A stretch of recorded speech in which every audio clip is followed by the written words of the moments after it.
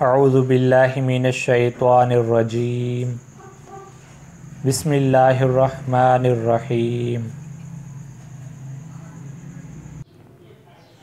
آج کی آیت کریمہ، اللہ کے احکامات بندوں کے نام۔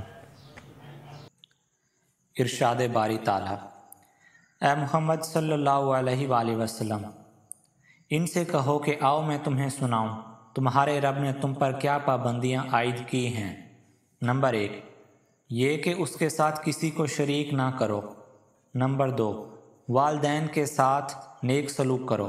نمبر 3، اور اپنے اولاد کو مفلسی کے ڈر سے قتل نہ کرو، ہم تمہیں بھی رزق دیتے ہیں اور ان کو بھی دیں گے۔ نمبر 4، اور بے شرمی کی باتوں کے قریب بھی نہ جاؤ، خواہ وہ کھلی ہوں یا چھپی۔ نمبر 5، اور کسی جان کو جسے اللہ نے محترم ٹھہرایا ہے ہلاک نہ کرو مگر حق کے ساتھ۔ یہ باتیں جن کی ہدایت اس نے تمہیں کی ہے، شاید کہ تم سمجھ بوجھ سے کام لو۔ سورۃ الانعام۔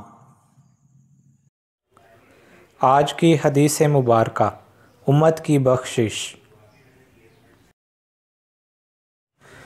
سیدنا ابو ہریرہ رضی اللہ تعالیٰ عنہ سے مروی ہے، نبی کریم صلی اللہ علیہ وآلہ وسلم نے ارشاد فرمایا: رمضان المبارک کی آخری رات میں میری امت کی بخشش کر دی جاتی ہے۔